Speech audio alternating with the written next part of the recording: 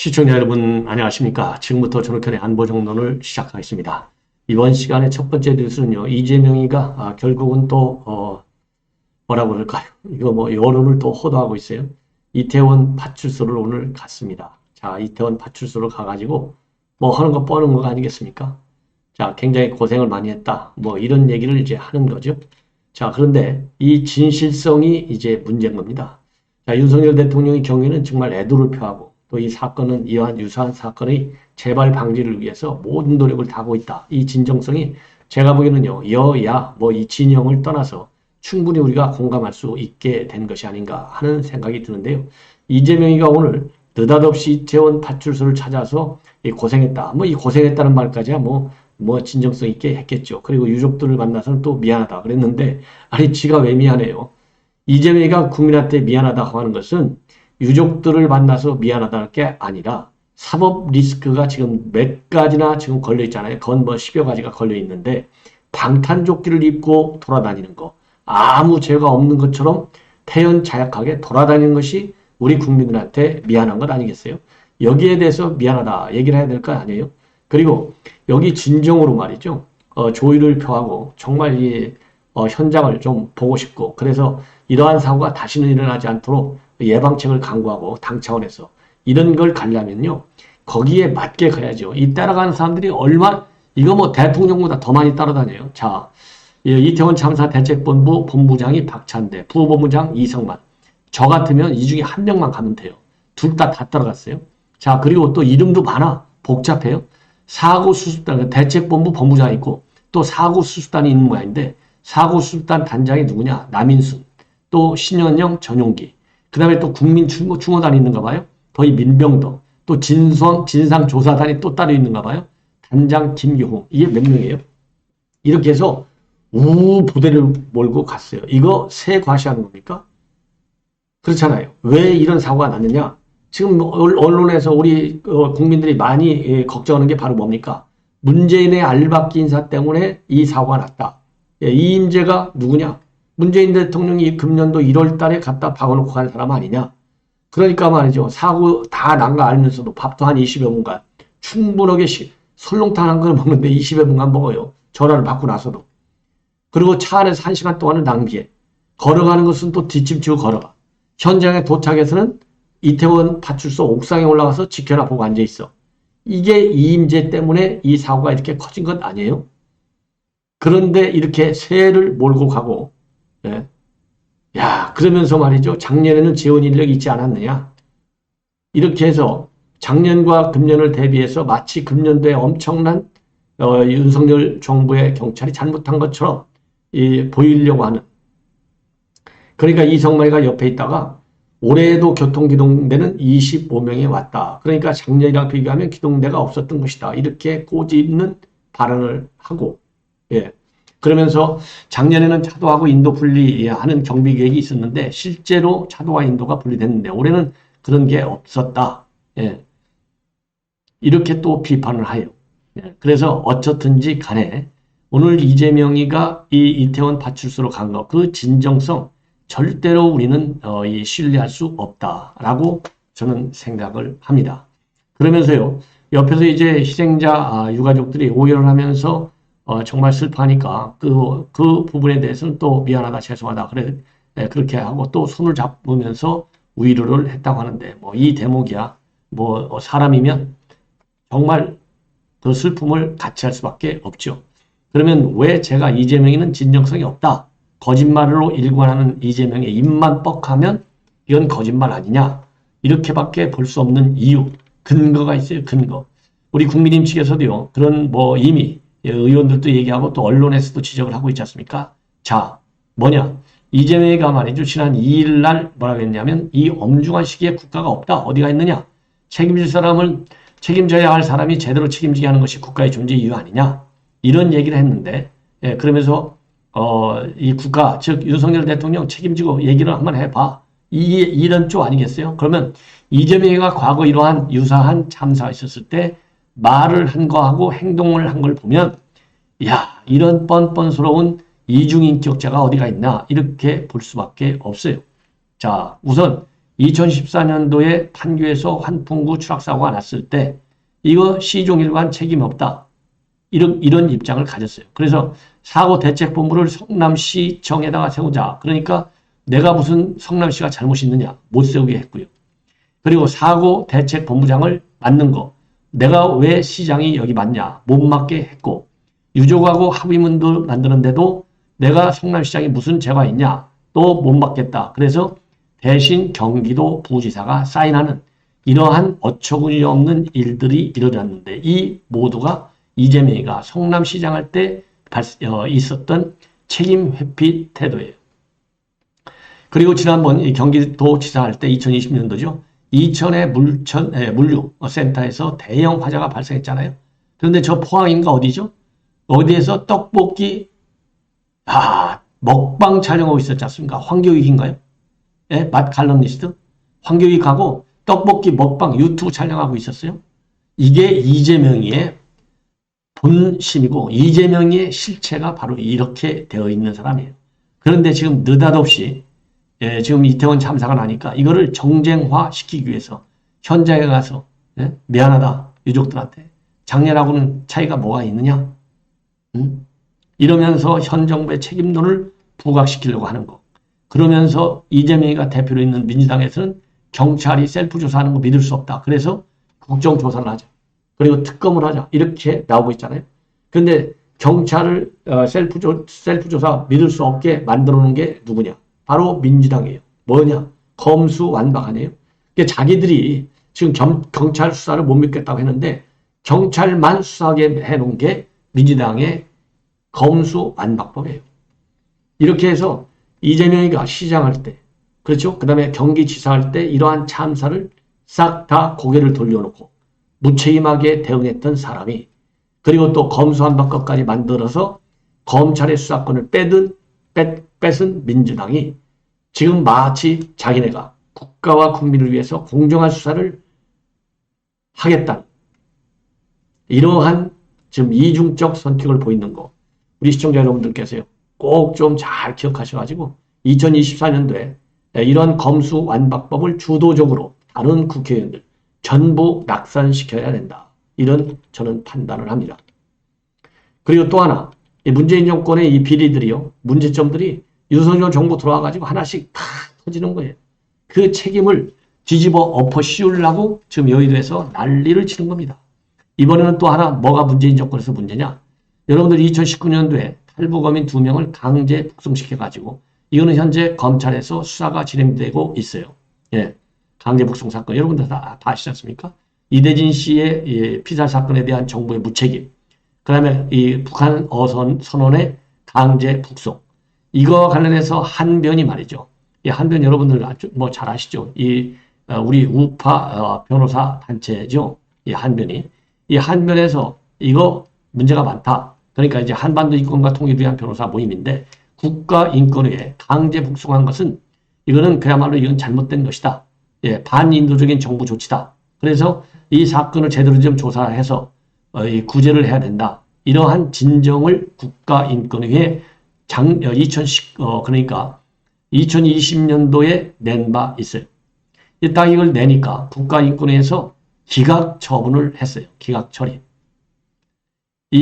기각이 아니고 이 법률적 용어로는요. 이 한변의 진정을 각하하는 조치를 내렸습니다. 자, 각하는 조치. 뭐라고 하면서 이제 각하는 조치를 내렸느냐? 이게 이제 2020년도 12월에 내렸는데 피해자들이 이미 북한으로 추방된 상태에서 현실적인 조사의 어려움이 있다. 예. 그러면서 각하 처분을 하니까 여기에 대해서 한변이 진정을 각하한 것은 잘못됐다. 그래서 아예 국가인권의 결정은 문제가 있다. 그러면서 공식적으로 소송을 제기했는데 1심에 이어서 최근에 2심에서도 지금 이제 우리 한변이 승소하고 이 국가인권위가 패소하게 됐어요. 근데 이거를 상고하려면 이 8일 안에 상고를 해야 되는데 이 인권위에서 국가인권위에서 상고를 포기했다고 합니다. 왜? 이미 이제 어제가 이제 8일 0시잖아요.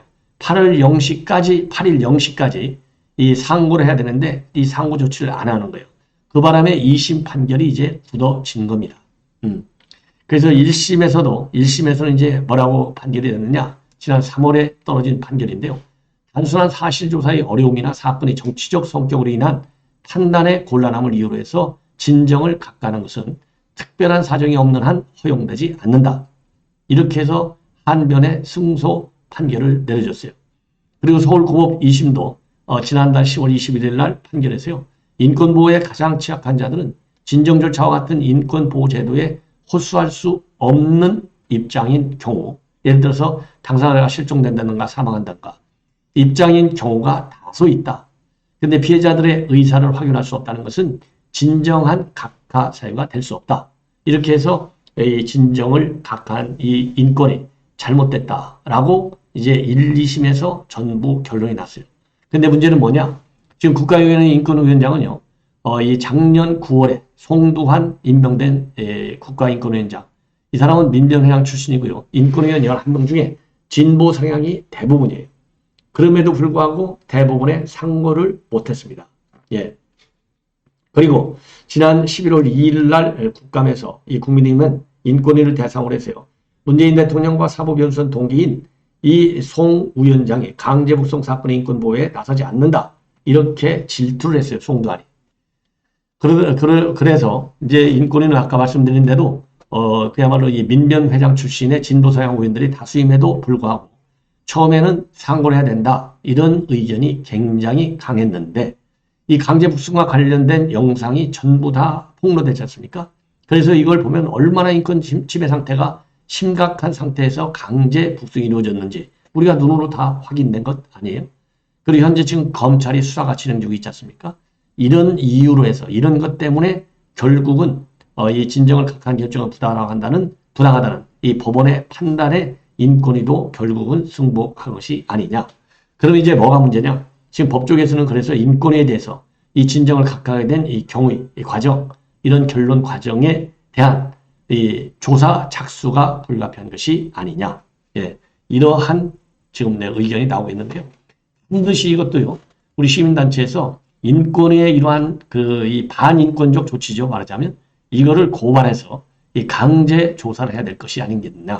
그래서 이러한 요즘은 인권 보호가요, 이 글로벌 차원에서 일반화된, 그러니까 천부인권적 개념이 굉장히 강해요. 거의 무조건하고 특별한 사정이 없으면 보호를 받게 돼 있는 것이 인권 보호입니다. 그런데 이 정치적인 이유가 아니겠습니까? 예.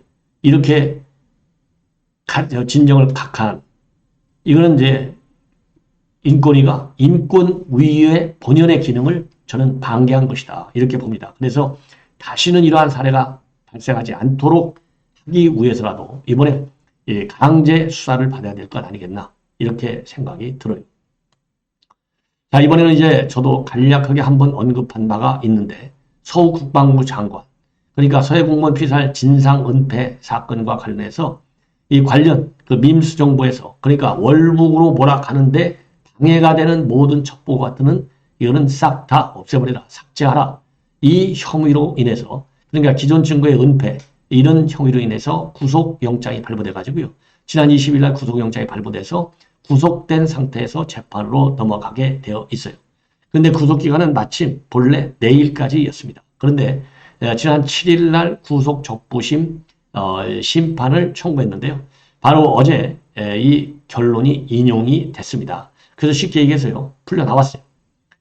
이제 이 서욱 장관 측의 입장에서는요, 이거 이미 조사가 다 끝났다. 거의 완벽하게 조사가 끝나기 때문에 새롭게 조사할 내용도 없고, 두 번째로는 이제는 방어권을 제대로 보장받아야 될 것 아니냐. 그리고 이미 검찰에서 수사하고 있는 내용에 대해서 혐의는 부인한다. 이러한 입장을 보이면서 구속적부심 청구를 했는데 법원에서 인정을 해준 거예요. 그래서 이제 이 보증금은 1억으로 들어 있어요. 근데 지난번에 22일 날 이 구속영장이 발부될 때는요, 증거인멸과 도주 우려가 있다. 이렇게 해서 발부가 됐는데, 자, 이제 석방이 됐습니다. 자, 그러면 제가 이제 걱정이 되는 게요, 지금 이제 핵심 인물이 누굽니까? 최고위. 서훈과 박지원이에요. 물론 구속영장까지는 서욱에 대해서 떨어졌어요. 그런데 지금 구속적부심에서 구속이 과하다. 이런 이 서욱 측 주장이 받아들인 거 아니에요? 그러면은 다음 이 서훈과 그다음에 박지원에 대한 구속영장 청구 때 법원이 이거를 갖다가 발부해 줄 것이냐. 여기에 대해서는 발부 가능성이 서욱과 김홍희 해경청장에 비해서는 상당히 이제는 떨어지는 것이 아니냐. 그래서 검찰의 수사, 이 내용에 대해서 상당히 좀 걱정스럽다. 그리고 지금 검찰의 서훈과 박지원에 대한 소환 조사가 임박해 왔다. 이런 보도가 나온 지가 굉장히 오래됐어요. 그런데 아직까지도 소환할 조짐이 전혀 보이지 않고 있어요. 이렇다고 본다면 과연 이 검찰이 이 해수부 공무원의 이 피살 사건 그리고 이 강제 북송 사건도 마찬가지겠죠. 과연 이 검찰의 수사를 신뢰할 수 있겠느냐. 중간에 뭔가 변화가 있는 것이 아니냐. 이러한 우려를 하지 않을 수 없는 상황이다. 이렇게 보여집니다. 이번에는요, 저도 어제 심야 방송을 통해서 여러분께 말씀을 드렸는데, 어제 예결위 종합정책질의와 관련해서 이 한동훈 장관하고 그리고 황운하고 일대 설전이 벌어졌어요. 말이 설전이지 이건 뭐 어마어마한 이 충돌이 일어난 겁니다. 바로 뭐냐? 최근에 황운하가 말이죠. TBS 이 김어준 방송에 나와가지고 이번 이태원 참사가 이렇게 커진 것은 쉽게 얘기해서 한동훈 장관이 마약과의 전쟁을 하는 바람에 이 경찰들이 마약 전쟁에 나서는 바람에 이태원 참사를 예방하지도 못했고 사후 수습하는 것도 제대로 안 됐다. 그래서 책임은 바로 한동훈 장관에게 있다. 이런 논리로 방송을 했어요. 그러다 보니까 이걸 가지고 또 어제 국회에서 또다시 또 문제가 됐습니다. 그러니까 이 황운하가 또 한 번 이제 문제 제기를 한 거 아니에요? 그러니까 한동훈 장관이 끝까지 지금 무슨 소리냐? 그래서 이 김어준이나 황운하 같은 사람들은 직업적 음모론자들이다. 그래서 이러한 국민적 비극을 이용해서 정치 장사를 하는 것은 잘못이다. 이러한 입장을 냈습니다. 자, 그러면서 기본적인 사실관계도 없이 뜬금없이 인과관계가 전혀 없는 법무부 장관을 왜 끌어들이느냐. 허무맹랑한 소리다. 이렇게 하니까 여기에서 얘기하는 직업적 음모론자들을 가지고 황운하가 시비를 붙었어요. 사과라는 이 야권의 주장에 대해서 한동훈 장관이 사과를 끝내 거부하고 유감만 표시했습니다. 유감. 이러다 보니까 오늘 이제 황운하가요. 본인의 패부 그리고 이제 별도의 또 기자회견을 통해서 이 공수처에 고소하는 것은 물론이고 국무위원으로서의 막중한 이 자리에 걸맞는 정치적 책임을 묻겠다. 이렇게 지금 밝히고 있습니다. 그러면서 한동훈 장관 발언은 현행법으로 체포해야 할 수준의 명백한 범죄다. 이렇게까지 밀어붙이고 완벽한 모욕죄인데 최근 들어서 소영웅주의, 관종에 매몰된 한 장관이 틈만 나면 튀는 발언으로 그 천박함을 이어가던 중이라 놀랍지는 않다.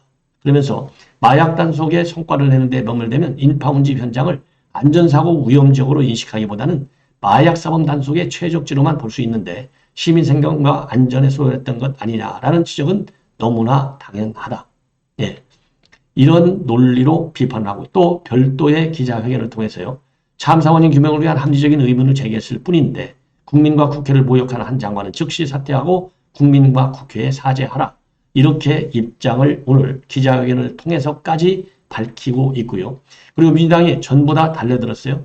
대변인까지 나서서 이 한 장관의 말대로라면 국민은 음모론자이고 국민을 대신해서 물은 국회의원은 직업적 음모론자냐. 그리고 진성준이도요. 문건을 보고 읽었던 것으로 봐서는 미리 준비한 발언이 아니냐. 이런 의혹까지 제기되는데 오만방자한 태도다. 이런 입장을 내보였습니다.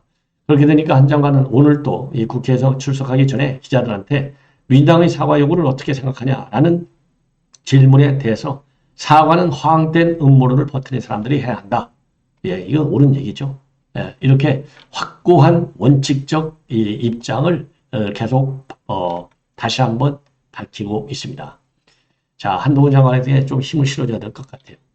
자, 이번에는요. 역시 유병호 감사원 사무총장이 최근에 지난달 31일로 지금 조선일보가 단독 보도하고 있는데요.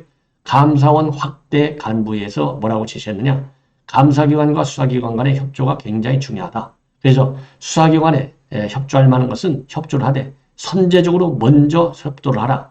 그러면 수사에도 도움이 굉장히 많이 되고 좋은 관계가 형성될 수 있다. 그러면서 예컨대 예컨대 지금 이 월선원전 1호 재판이 진행되고 있지 않습니까? 이 재판이 진행되고 있는데 이럴 때 이 관련 지원들이 증인으로 출석하는 것이 공소유지에 큰 도움이 되는 경우에는 선제적으로 협조하면서 수사기관과의 공조체제를 다져라 이런 지시를 했다고 합니다.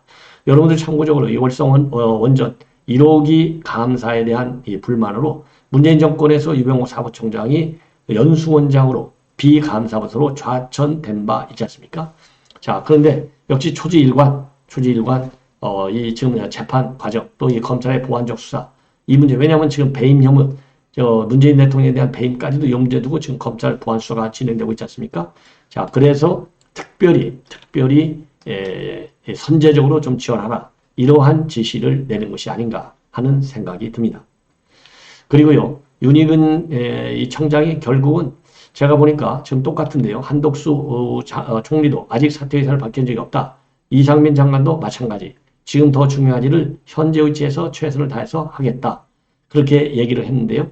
이 윤희근 경찰청장도 책임 있는 공직자로서 현재 상황을 수습하고 재발 방지책을 마련하는 길이 더 어려운 길이라고 생각한다. 그러면서 사퇴 의사를 밝힌 적도 없고 이 어려운 길을 선택해 나가겠다. 이러한 입장을 보였습니다. 그래서 이 모두가 이 사태에 대해서는 원칙적으로 선을 확실하게 그어놓고 있는 상황이다. 라는 점을 여러분께 말씀을 드립니다. 시청자 여러분 이렇게 해서 본 방송은 마치고요. 이번에는요. 바로 이어서는 지금 이제 풍산개가 지금 난리가 났어요. 뭐 뉴스들이 또 풍산개 관련된 뉴스들이 어마어마하게 쏟아져 나오고 있습니다. 그래서 풍산개 플러스 알파 뉴스들을 전해드리도록 하겠습니다. 알람을 설정해서 많이 시청해 주시면 대단히 고맙겠습니다. 감사합니다.